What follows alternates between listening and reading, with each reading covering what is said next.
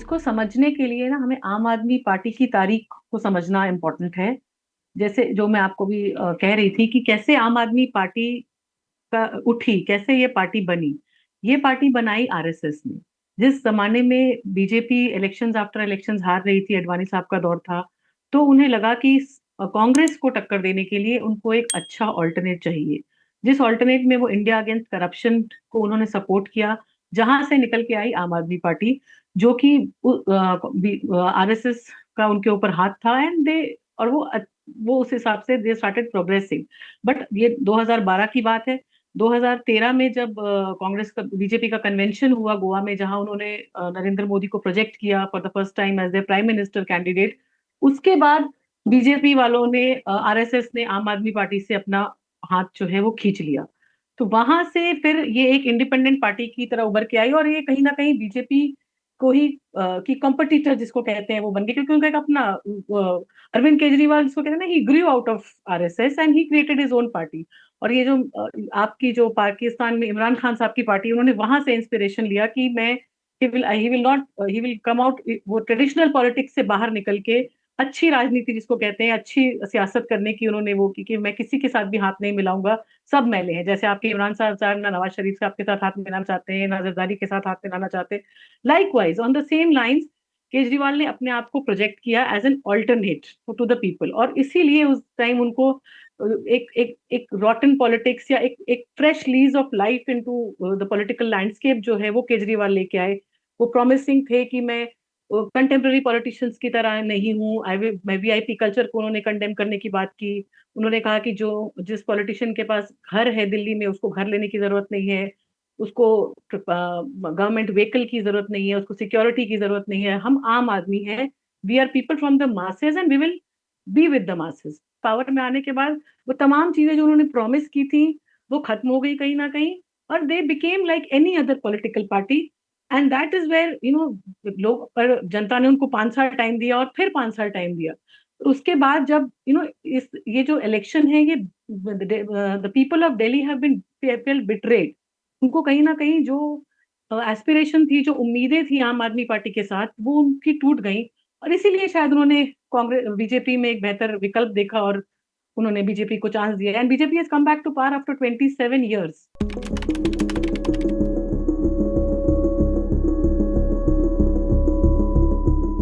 Governance के missile की जब आपने बात करी, तो देखिए, दिल्ली दिल्ली एक ऐसा वाहिद स्टेट है इंडिया में जिसके पास बजट सरप्लस है, क्योंकि दिल्ली को सिक्योरिटी का बजट नहीं खर्च करना पड़ता है। तो आज तक, क्योंकि सेंटर के अंदर आता है, security is managed by the centre, so Delhi has lot of budget surplus. और ये पैसा जो है, जो पिछली सरकारें थी, इसको दिल्ली के डेवलपमेंट में या में इस्तेमाल होता था। बट अगर आप इस गवर्नमेंट का 10 साल का रिकॉर्ड देखते हैं, तो सिवाय सब्सिडी, खैरात, बिजली ले लो, पानी ले लो, कैश सब्सिडी ले लो, इन्होंने दिल्ली को कुछ नहीं दिया। मतलब आप सब, और हुआ भी है। ये जो इलेक्शन इस बार हमने जो देखा, ये एक वेलफेयर स्टेट का इलेक्शन नहीं था, ये एक चैरिटेबल स्टेट का इलेक्शन था। आम आदमी पार्टी कह रही है जी हम आपको 2100 रुपए देंगे और हम आपको 200 यूनिट फ्री बिजली देंगे। तो बीजेपी वाले कह रहे हैं अच्छा वो 2100 दे रहे हैं, हम आपको 2500 रुपए देंगे, हम आपको मैटरनिटी बेनिफिट भी देंगे, हम आपको साल के 2 सिलेंडर भी मुफ्त देंगे और सब्सिडाइज। तो जो जो इलेक्शन, जिसको दिल्ली जैसी स्टेट जहाँ पे development, flyover, infrastructure, metro, world class institutions, world class hospitals की बात होती थी, वो कहीं था ही नहीं। अगर हम केजरीवाल साहब का हिसाब देखें, तो हम, what has he given to Delhi in the past 10 years? We have nothing to say. Delhi का ग्रीनरी, दिल्ली का मेट्रो, दिल्ली का फ्लाईओवर, दिल्ली का overall infrastructure, the city landscape, the city furniture is all something जो हमको, जो शीला दीक्षित साहिबा थी उनके जमाने, कांग्रेस के जमाने के। तो there is nothing that we can say कि केजरीवाल ने दिल्ली को 10 साल में दिया।